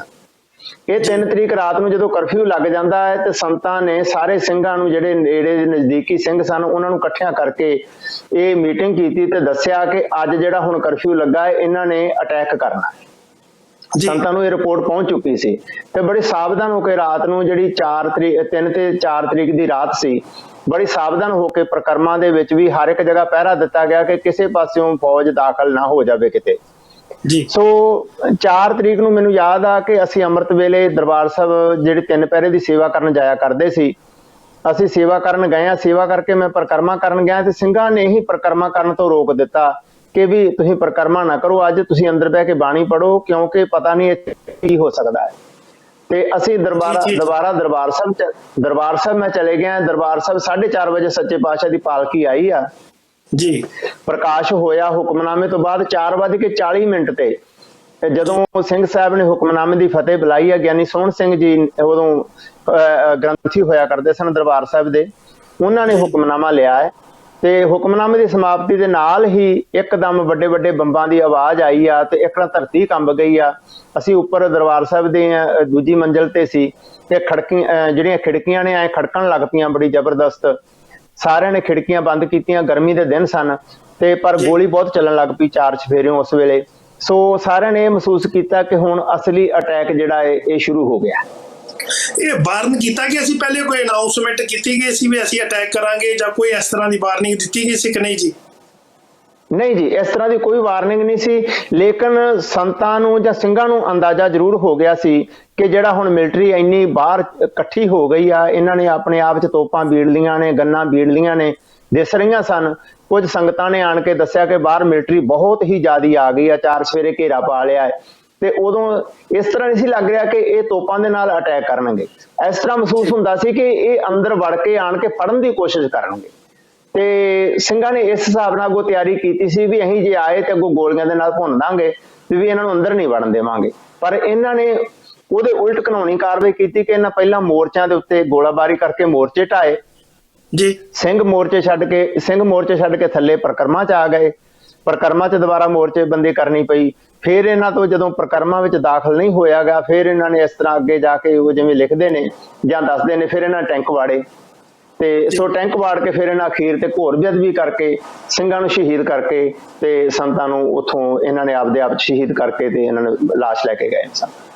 ਹਾਂਜੀ, ਤੁਸੀਂ ਇੱਕ ਗੱਲ ਕਹਿ ਰਹੇ ਸੀ ਵੀ ਸੰਤਾਂ ਦੀ ਸ਼ਹਾਦਤ, ਇਹ 6 ਜੂਨ ਦੀ ਘਟਨਾ ਹੈਗੀ ਹੈ ਜੀ? ਮੈਂ ਆਪ ਜੀ ਨੂੰ ਲੜੀ ਜੋੜ ਕੇ ਉੱਥੇ ਚੱਲਦਾ ਹੈ ਕਿ 4 ਤਰੀਕ ਨੂੰ ਜਿਸ ਵਕਤ ਇਹ ਤੜਕੇ 4:40 ਦੇ ਅਟੈਕ ਹੁੰਦਾ ਹੈ ਨਾ, ਦਾਸ ਉਸ ਵੇਲੇ ਦਰਬਾਰ ਸਾਹਿਬ ਦੇ ਅੰਦਰ ਹਰਮੰਦਰ ਸਾਹਿਬ ਵਿਖੇ ਸੀ ਤੇ ਅਸੀਂ ਆਸਾ ਦੀ ਵਾਰ ਦੀ ਸਮਾਪਤੀ ਹੋਈ ਆ ਉਦੋਂ ਤੱਕ ਅੰਦਰ ਹੀ ਰਹੇ ਆ ਤੇ ਗੋਲੀਬਾਰੀ ਬਹੁਤ ਜ਼ਿਆਦਾ ਚੱਲ ਰਹੀ ਸੀ ਤੇ ਪਤਾ ਨਹੀਂ ਸੀ ਲੱਗ ਰਿਹਾ ਕਿ ਗੋਲੀ ਕਿੱਧਰੋਂ ਆ ਰਹੀ ਆ, ਕਿਹਨੂੰ ਵੱਜ ਰਹੀ ਆ, ਕੀ ਹਾਲ ਅੰਦਰ, ਇੱਕ ਦੂਜੇ ਤੱਕ ਕੋਈ ਸੰਪਰਕ ਨਹੀਂ ਸੀ ਹੋ ਰਿਹਾ ਜੀ। ਤੇ ਜਿਹੜੇ ਜਥੇ ਨੇ ਬਿਲਾਵਲ ਦੀ ਚੌਂਕੀ ਕੀਰਤਨ ਕਰਨ ਆਉਣਾ ਸੀ ਉਹ ਜਥਾ ਨਹੀਂ ਪਹੁੰਚ ਸਕਿਆ ਅੰਦਰ ਜੀ। ਤੇ ਆਸਾ ਦੀ ਵਾਰ ਭਾਈ ਅਮਰੀਕ ਸਿੰਘ ਜੀ ਦੇ ਜਥੇ ਨੇ ਲਾਈ ਸੀ, ਉਹਨਾਂ ਨੇ ਸਮਾਪਤੀ ਕੀਤੀ ਤੇ ਮੈਂ ਬਿਲਾਵਲ ਦੀ ਚੌਂਕੀ ਵਿੱਚ ਦੁਬਾਰਾ ਕੀਰਤਨ ਕਰਨਾ ਸ਼ੁਰੂ ਕੀਤਾ ਜੀ। ਤੇ ਕੀਰਤਨ ਕੀਤਾ ਮੈਂ ਘੰਟਾ ਡੇਢ ਘੰਟਾ ਕੀਤਾ। ਉਦੋਂ ਬਾਅਦ ਫਿਰ ਜਥੇ ਨੇ ਆਉਣਾ ਸੀ, ਉਹ ਵੀ ਜਥਾ ਨਹੀਂ ਆ ਸਕਿਆ। ਫਿਰ ਜਿਹੜੇ ਭਾਈ ਅਮਰੀਕ ਸਿੰਘ ਹੋਣੀ ਇਹਨਾਂ ਨੇ ਕੀਰਤਨ ਸ਼ੁਰੂ ਕੀਤਾ ਦੁਬਾਰਾ। ਫਿਰ ਕੁਝ ਅੰਦਰ ਕੁਝ ਪ੍ਰੇਮੀ ਸਿੰਘ ਹੈਗੇ ਸਨ, ਅਸੀਂ ਰਲ ਮਿਲ ਕੇ ਕੀਰਤਨ ਕਰਦੇ ਰਹੇ ਦੁਪਹਿਰ ਤੱਕ। ਦੁਪਹਿਰ ਤੋਂ ਬਾਅਦ ਕੁਝ ਗੋਲੀ ਘਟੀ ਤੇ ਪਤਾ ਲੱਗਾ ਬਾਹਰ ਅਸੀਂ ਪ੍ਰਕਰਮਾਂ 'ਚ ਸਿੰਘ ਤੁਰੇ ਫਿਰਦੇ ਵੇਖੇ ਤੇ ਸਾਡੀ ਵੀ ਹਿੰਮਤ ਪਈ ਵੀ ਹੁਣ ਬਾਹਰ ਜਾਈਏ, ਕੁਝ ਨਾ ਕੁਝ ਕਿਰਿਆ ਕਰਨੀ ਹੁੰਦੀ ਆ। ਤੇ ਬਾਹਰ ਨਿਕਲ ਗਏ। ਫਿਰ ਅਸੀਂ 12-1 ਵਜੇ ਬਾਹਰ ਗਏ ਆ ਤੇ ਸਹਿਜ ਲੰਮੇ ਪੈ ਕੇ ਪੁਲ ਦੇ ਉੱਤੋਂ ਦੀ, ਪਰ ਸਾਨੂੰ ਨਹੀਂ ਪਤਾ ਵੀ ਉਸ ਵੇਲੇ ਗੋਲੀ ਆ ਰਹੀ ਆ ਕਿ ਨਹੀਂ ਆ ਰਹੀ। ਪਰ ਪ੍ਰਕਰਮਾਂ 'ਚ ਉਸ ਵਕਤ ਕੋਈ ਅਜੇ ਸਿੰਘ ਸ਼ਹੀਦ ਨਹੀਂ ਸੀ ਹੋਇਆ, ਪ੍ਰਕਰਮਾਂ 'ਚ ਕੋਈ ਗੋਲੀ ਨਹੀਂ ਸੀ ਆ ਰਹੀ। ਤੇ ਫਿਰ ਅਸੀਂ ਅਕਾਲ ਤਖਤ ਤੇ ਗਏ ਆ, ਉੱਥੇ ਜਿੱਥੇ ਸਾਡੀ ਰਿਹਾਇਸ਼ ਸੀ ਅਸੀਂ ਆਪ ਦਾ ਇਸ਼ਨਾਨ ਪਾਣੀ ਕਰਕੇ ਵਾਪਸ ਫਿਰ ਸੰਤ ਮਿਲੇ ਨੇ। ਉਦੋਂ ਮੈਂ ਸੰਤਾਂ ਨੂੰ ਆਪ ਜੀ ਨੂੰ ਫਤਿਹ ਬੁਲਾਈ ਆ ਤੇ ਉਹਨਾਂ ਨੇ ਮੈਨੂੰ, ਕਿਉਂਕਿ ਕੋਲ ਰਹਿੰਦੇ ਸੀ, ਉਹਨਾਂ ਨੇ ਪੁੱਛਿਆ ਕਿ ਤੁਸੀਂ ਕਿੱਥੇ ਸੀ ਹੁਣ ਤੱਕ। ਮੈਨੂੰ ਉਹਨਾਂ ਪੁੱਛਿਆ ਤੂੰ ਕਿੱਥੇ ਸੀ, ਤੇ ਮੈਂ ਕਿਹਾ ਜੀ ਮੈਂ ਦਰਬਾਰ ਸਾਹਿਬ ਅੰਦਰ ਸੀ, ਵੀ ਅੰਦਰ ਦਰਬਾਰ ਸਾਹਿਬ ਅੰਮ੍ਰਿਤ ਵੇਲੇ ਤੋਂ ਕੋਈ ਜਥੇ ਨਹੀਂ ਆ ਰਹੇ ਤੇ ਅਸੀਂ ਕੀਰਤਨ ਕਰ ਰਹੇ ਸੀ। ਤੇ ਸੰਤ ਬੜੇ ਇਸ ਗੱਲੋਂ ਫਿਕਰਮੰਦ ਹੋ ਗਏ ਤੇ ਨਾਲ ਹੀ ਉਹਨਾਂ ਨੇ ਕਿਹਾ, ਕਹਿੰਦੇ ਵੀ ਜਿੰਨੇ ਵੀ ਸਿੰਘ ਆਪਣੇ ਕੀਰਤਨ ਕਰ ਸਕਦੇ ਆ ਨਾ, ਸਾਰੇ ਕੀਰਤਨੀਆਂ ਨੂੰ ਅੰਦਰ ਲੈ ਜਾਓ ਤੇ ਅੰਦਰਲਾ ਕੀਰਤਨ ਨਹੀਂ ਬੰਦ ਹੋਣਾ ਚਾਹੀਦਾ ਜਿੰਨਾ ਚਿਰ ਆਪਣੇ ਵਿੱਚ ਸਵਾਸ ਹੈਗੇ ਨੇ। ਮਹਾਰਾਜ ਦੀ ਮਰਿਆਦਾ ਨਾ ਬੰਦ ਹੋਵੇ, ਕੀਰਤਨ ਨਾ ਬੰਦ ਹੋਵੇ, ਤੁਸੀਂ ਅੰਦਰ ਹੀ ਰਹਿਣਾ ਉਹਨਾਂ ਚਿਰ। ਜੇ ਤੁਹਾਨੂੰ ਕੋਈ ਲੋੜ ਆ ਤੇ ਇੱਥੋਂ ਛੋਲਿਆਂ ਦੀ ਬੋਰੀ ਲੈ ਜਾਓ, ਅੰਦਰ ਜਾ ਕੇ ਜਿਹੜੇ ਸਿੰਘ ਹੈਗੇ ਆ ਛੋਲੇ ਛਕਦੇ ਰਹਿਣ, ਹਰ ਕੀ ਪੌੜੀ ਤੋਂ ਜਲ ਛਕ ਲਿਓ। ਲੇਕਿਨ ਕੀਰਤਨ ਦੀ ਸੇਵਾ ਜਿਹੜੀ ਆ ਇਹ ਅਖੀਰ ਤੇ ਸਵਾਸਾਂ ਤੱਕ ਆਪਣੀ ਚੱਲਣੀ ਚਾਹੀਦੀ ਆ। ਤੇ ਫਿਰ ਮੈਂ ਦੁਬਾਰਾ ਦਰਬਾਰ ਸਾਹਿਬ 4 ਤਰੀਕ ਨੂੰ ਚਲੇ ਜਾਣਾ ਜੀ। 4 ਤਰੀਕ ਦੀ ਰਾਤ ਨੂੰ ਆਮ ਤੌਰ ਤੇ ਸਮਾਪਤੀ ਹੁੰਦੀ ਆ 10 ਵਜੇ, ਲੇਕਿਨ ਉਸ ਦਿਨ ਸੋਦਰ ਦਾ ਰਹਿਰਾ ਸਾਹਿਬ ਦੇ ਪਾਠ ਉਪਰੰਤ ਨਾਲ ਹੀ ਸੁਖਾਸਨ ਕਰ ਦਿੱਤਾ ਗਿਆ, ਕਿਉਂਕਿ ਰਾਤ ਨੂੰ ਫਿਰ ਗੋਲੀਬਾਰੀ ਵੱਧ ਗਈ ਸੀ ਜੀ। ਫਿਰ ਅੰਮ੍ਰਿਤ ਵੇਲੇ ਉਸੇ ਤਰ੍ਹਾਂ ਹੀ ਉੱਥੇ ਹੀ ਸੁਖਾਸਨ। ਤਾਂ ਆਪ ਜੀ ਨੂੰ ਪਤਾ ਕਿ ਸੱਚੇ ਪਾਤਸ਼ਾਹ ਦਾ ਸਰੂਪ ਰਾਤ ਨੂੰ ਅਕਾਲ ਤਖਤ ਸਾਹਿਬ ਤੇ ਆਪਾਂ ਲੈ ਕੇ ਆਉਣੇ ਪਾਲਕੀ ਵਿੱਚ ਸਤਿਕਾਰ ਦੇ ਨਾਲ, ਤੇ ਅੰਮ੍ਰਿਤ ਵੇਲੇ ਫਿਰ ਲੈ ਕੇ ਜਾਂਦੇ ਆ। ਪਰ ਉਸ ਦਿਨ ਇਹ ਮਰਿਆਦਾ ਨਹੀਂ ਹੋ ਸਕੀ, ਮਹਾਰਾਜ ਦਾ ਸੁਖਾਸਨ ਜਿਹੜਾ ਉੱਥੇ ਦਰਬਾਰ ਸਾਹਿਬ ਹੀ ਕੀਤਾ ਗਿਆ। ਤੇ ਫਿਰ ਅੰਮ੍ਰਿਤ ਵੇਲੇ ਪ੍ਰਕਾਸ਼, ਹਾਂਜੀ ਮੰਜੀ ਸਾਹਿਬ ਤੇ ਉੱਥੇ ਹੀ। ਫਿਰ ਜਿਹੜੇ ਉੱਤੇ ਸਤਿਗੁਰੂ ਸੱਚੇ ਪਾਤਸ਼ਾਹ ਦੇ ਅਖੰਡ ਪਾਠ ਸਾਹਿਬ ਚੱਲਦੇ ਸੀ, ਉਹਨਾਂ ਦੀ ਵੀ ਤਕਰੀਬਨ ਸਮਾਪਤੀ ਹੋ ਗਈ, ਉਹਨਾਂ ਦੇ ਵੀ ਭੋਗ ਪਾਏ ਗਏ। ਤੇ ਫਿਰ 5 ਤਰੀਕ ਨੂੰ ਫਿਰ ਅੰਮ੍ਰਿਤ ਵੇਲੇ ਜਿਹੜਾ ਹੈ ਉਸੇ ਤਰ੍ਹਾਂ ਪ੍ਰਕਾਸ਼ ਕਰਕੇ ਤੇ ਆਸਾ ਦੀ ਵਾਰ ਦਾ ਕੀਰਤਨ ਆਰੰਭ ਹੋਇਆ ਜੀ।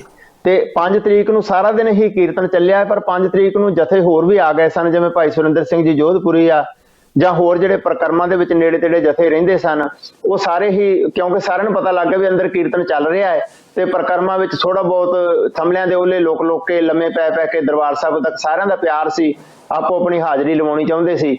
ਤੇ ਉਹ ਸਾਰੇ ਜਾਣੇ ਤਕਰੀਬਨ 5 ਤਰੀਕ ਨੂੰ ਵਾਰੀ ਕੀਰਤਨ ਕਾਫੀ ਸਿੰਘ ਕਰਦੇ ਰਹੇ ਨੇ ਜੀ।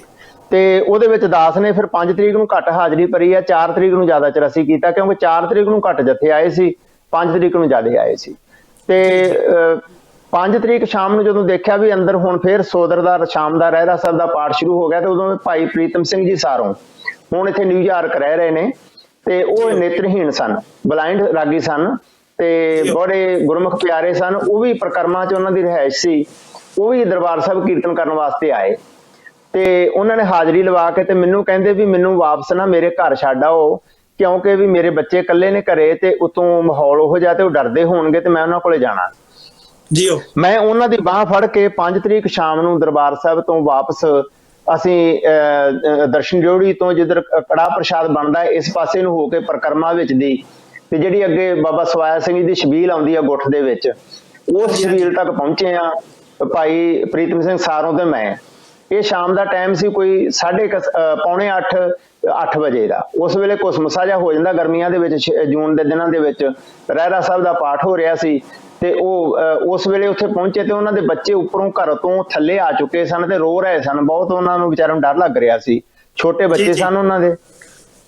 ਫਿਰ ਉਹ ਮੈਨੂੰ ਕਹਿੰਦੇ ਵੀ ਹੁਣ ਇੱਥੇ ਪ੍ਰਕਰਮਾਂ ਵਿੱਚ ਬੈਠਣਾ ਤੇ ਠੀਕ ਨਹੀਂ ਗਾ, ਤੇ ਇੱਥੇ ਲਾਗੇ ਰਾਗੀ ਸੱਜਣ ਸਿੰਘ ਉਹਨਾਂ ਦਾ ਘਰ ਹੈਗਾ, ਮੈਨੂੰ ਉੱਥੋਂ ਤੱਕ ਪਹੁੰਚਾਓ। ਰਾਗੀ ਸੱਜਣ ਸਿੰਘ ਜੀ ਵੀ ਅੱਜ ਕੱਲ੍ਹ ਨਿਊਯਾਰਕ ਵਿੱਚ ਰਹਿੰਦੇ ਨੇ, ਉਹ ਵੀ ਦਰਬਾਰ ਸਾਹਿਬ ਡਿਊਟੀ ਉਦੋਂ ਕਰਿਆ ਕਰਦੇ ਸਨ, ਤੇ ਉਹਨਾਂ ਦਾ ਨਾਲ ਹੀ ਪ੍ਰਕਰਮਾਂ ਦਰਬਾਰ ਸਾਹਿਬ ਦੀ ਕੰਧ ਦੇ ਨਾਲ ਦੂਜੇ ਪਾਸੇ ਘਰ ਹੁੰਦਾ ਸੀ। ਲੇਕਿਨ ਉਸ ਨੂੰ ਇੱਕ ਨਾ ਆਮ ਤੇ ਰਾਹ ਜਿਹੜੇ ਹੈਗੇ ਸੀ ਬਾਹਰ ਦੀ ਆਉਂਦੇ ਸੀ, ਲੇਕਿਨ ਇਹਨੂੰ ਇੱਕ ਜਿੱਥੇ ਬਾਬਾ ਦੀਪ ਸਿੰਘ ਜੀ ਦਾ ਸ਼ਹੀਦੀ ਅਸਥਾਨ ਹੈਗਾ ਹੈ ਪ੍ਰਕਰਮਾਂ ਦੇ ਵਿੱਚ, ਉੱਥੇ ਇੱਕ ਛੋਟੀ ਜਿਹੀ ਵਿੰਡੋ ਟਾਈਪ ਬਾਰੀ ਦੇ ਟਾਈਪ ਬਣਾਇਆ ਹੋਇਆ ਸੀ, ਇੱਕ ਰਸਤਾ ਸਿੰਘਾਂ ਨੇ, ਇਹਨਾਂ ਰਾਗੀ ਸਿੰਘਾਂ ਨੇ ਜਾਂ ਸਿੰਘ ਸਾਹਿਬਾਂ ਦੇ ਆਉਣ ਵਾਸਤੇ ਐਮਰਜੈਂਸੀ ਵਿੱਚ। ਤੇ ਸਿੱਧਾ ਉਹ ਜਿਵੇਂ ਕੰਧ ਜੀ ਪਾੜ ਕੇ ਇੱਕ ਗਲਖਾ ਜਿਹਾ ਬਣਾਇਆ ਹੁੰਦਾ, ਲੇਕਿਨ ਉਹਦੇ 'ਚ ਬਾਰੀ ਲਾਈ ਹੋਈ ਸੀ। ਆਮ ਕਿਸੇ ਨੂੰ ਨਹੀਂ ਪਤਾ ਕਿ ਇਹ ਰਸਤਾ ਹੈਗਾ ਜੀ। ਉਹ ਬਾਰੀ ਖੁੱਲੀ ਸੀ ਤੇ ਅਸੀਂ ਉਸ ਬਾਰੀ ਥਾਣੀ ਟੱਪ ਕੇ ਤੇ ਬਾਹਰ ਉਹਨਾਂ ਦੇ ਘਰ ਚਲੇ ਗਏ ਜੀ। ਤੇ ਉਹਨਾਂ ਦਾ ਘਰ ਉੱਥੇ ਇਹ 5 ਤਰੀਕ ਸ਼ਾਮ ਦੀ ਗੱਲ ਹੈ ਜੀ। ਤੇ ਆਪ ਜੀ ਫਿਰ ਜਿਹੜਾ ਇਹ ਸਾਰਾ ਕੁਝ ਇਨਸਾਈਡ ਹੀ ਸੀਗਾ, ਤੁਹਾਨੂੰ ਬਾਹਰ ਜਾਣ ਦੀ ਲੋੜ ਨਹੀਂ ਪਈ ਜਾਂ ਕਿਸੇ ਨੇ ਰਸਤੇ ਵਿੱਚ ਪੁੱਛਿਆ ਕਿਸੇ ਤਾਂ ਨਹੀਂ ਸੀ, ਜਾਂ ਕੋਈ ਚੈਕਿੰਗ ਵਗੈਰਾ ਹੋਈ ਹੋਵੇ ਤੁਹਾਡੀ ਉਸ ਵੇਲੇ ਕੋਈ?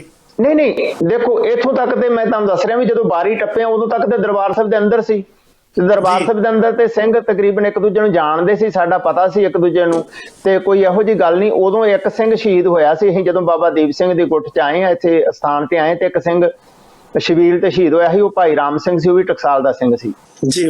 ਤੇ ਉਸ ਵਕਤ ਪਹਿਰਾ ਸਿੰਘ ਦੇ ਰਹੇ ਸੀ, ਲੇਕਿਨ ਸਾਰੇ ਇਹ ਕਹਿ ਰਹੇ ਸੀ ਕਿ ਇੱਥੇ ਤੁਰੋ ਫਿਰੋ ਨਾ, ਆਪੋ ਆਪਣੀ ਅੰਦਰ ਵੜ ਜਾਓ ਜਾਂ ਕਿਸੇ ਸੁਰੱਖਿਆ ਟਿਕਾਣੇ ਤੇ ਚਲੇ ਜਾਓ, ਜਾਂ ਜਿਹੜੇ ਸਿੰਘ ਗੰਨਾ ਵਾਲੇ ਨੇ ਉਹ ਆਪਣੇ ਮੋਰਚੇ ਸੰਭਾਲ ਲਓ, ਇਸ ਤਰ੍ਹਾਂ ਨਾ ਤੁਰੋ ਫਿਰੋ, ਕਿਸੇ ਵੇਲੇ ਵੀ ਕਿਸੇ ਪਾਸਿਓਂ ਗੋਲੀ ਆ ਸਕਦੀ ਹੈ।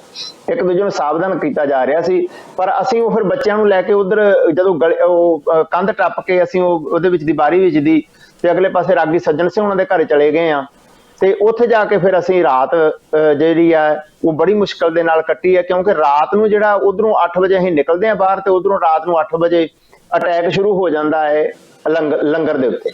ਬਹੁਤ ਜ਼ਿਆਦਾ ਘਮਸਾਣ ਦਾ ਉਦੋਂ ਆਵਾਜ਼ ਆ ਰਹੀ ਸੀ, ਗੰਨਾਂ ਦੀ ਆਵਾਜ਼ ਆ ਰਹੀ ਸੀ, ਤੇ ਵੱਡੇ ਵੱਡੇ ਬੰਬਾਂ ਦੀ ਆਵਾਜ਼ ਆ ਰਹੀ ਸੀ ਲੰਗਰ ਵਾਲੇ ਪਾਸਿਓਂ।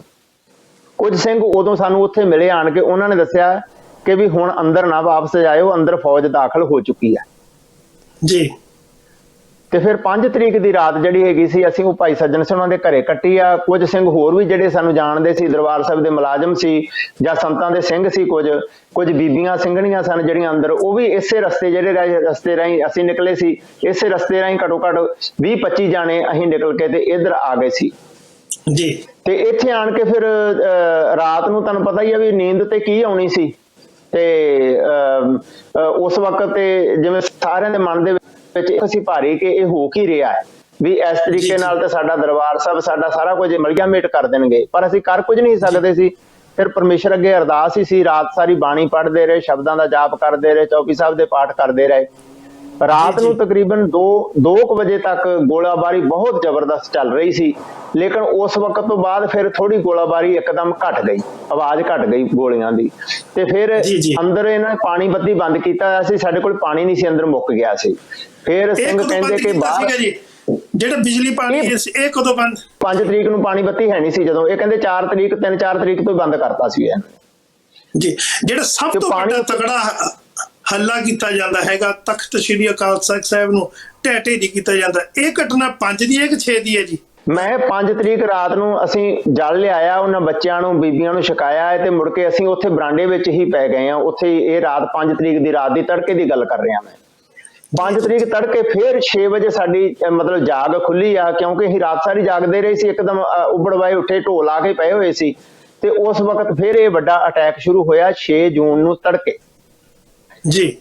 ਇਹ ਕੋਈ 5:30-6 ਵਜੇ ਦੇ ਕਰੀਬ ਹੋਣਾ ਹੈ, ਇੱਥੇ ਕਿ ਸ਼ੁਰੂ ਹੋਇਆ ਹੈ। ਤੇ ਉਹਦੇ ਤੋਂ ਬਾਅਦ ਫਿਰ ਇੰਨੀਆਂ ਜ਼ਬਰਦਸਤ ਆਵਾਜ਼ਾਂ ਆ ਰਹੀਆਂ ਸੀ, ਟੈਂਕਾਂ ਦੀਆਂ, ਗੋਲਿਆਂ ਦੀਆਂ, ਅੱਗੋਂ ਆਵਾਜ਼ਾਂ ਆ ਰਹੀਆਂ ਸੀ।